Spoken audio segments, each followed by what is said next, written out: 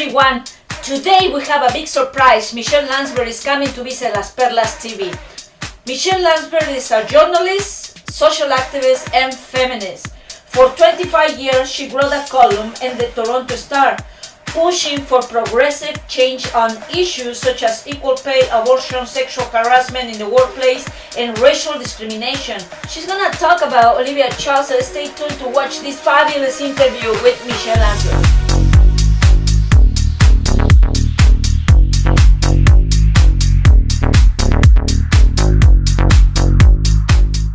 People, with Michele Landsberg. Thank you so much for coming, Michele. My pleasure, Alex. So we would like to know about, we know that Olivia is a very smart woman, has a progressive vision. Yes. She talks about transit and taxes. She also talks, most importantly to me and to many mothers and fathers, about how much she will invest in children and family. She will never privatize any social services. No.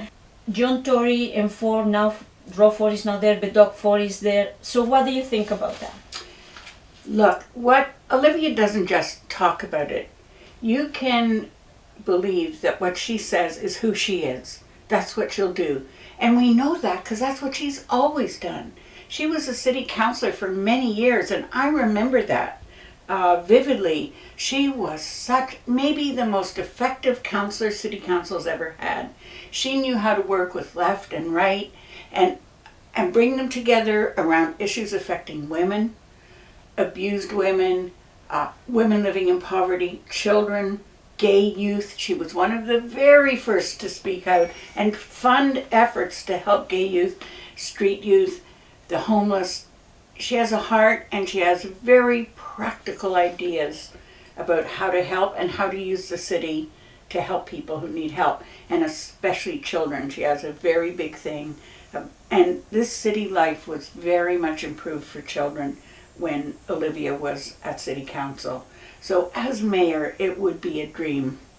For the first time, maybe the first time, we would have a mayor who really understood about children and family life. They've all been men. They've all been men in suits. They have never been men who did direct child care, ever. Olivia would definitely be a huge difference for our children. So, and I guess that is what it made you to vote for her. Absolutely. I know her personally. I believe her integrity. She's a very principled person, and I watched her in action. I was a reporter. I was writing about city affairs, and I watched her being so effective, so good, so principled.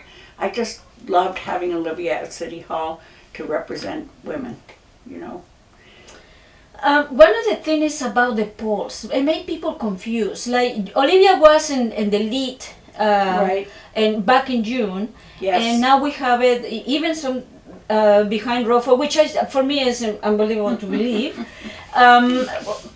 Like, polls are, for me, polls that probably people can change. So what do you think about that? I think that polls themselves have changed. It used to be they were pretty accurate.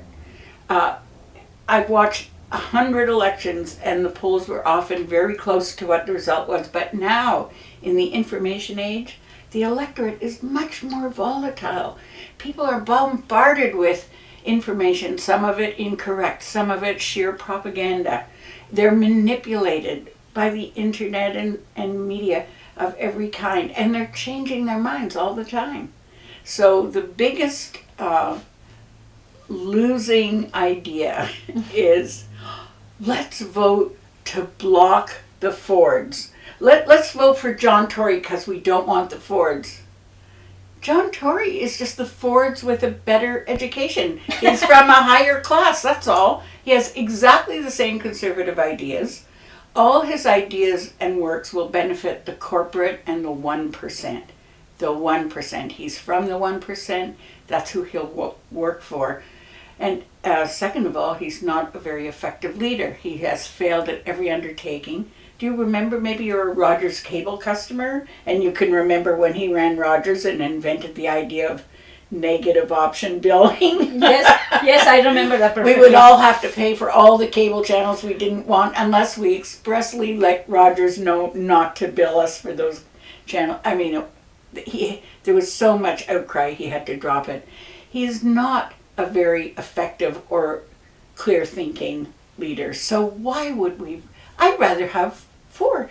I really would, because then you know what garbage you're dealing with. You're dealing with right-wing, only for the wealthy and the corporate. That's who you're voting for. But John Tory speaks so nicely, and he's a pleasant guy, and so you can get fooled into thinking he'll govern on behalf of all of us. But I don't think so. Not on the record. Well, people, Raza, everyone, there you have it, Michele Landsberg. Thank you so much, Michele, for coming. It was great to see you. Thank you. And we will have our next guest, so see you next time.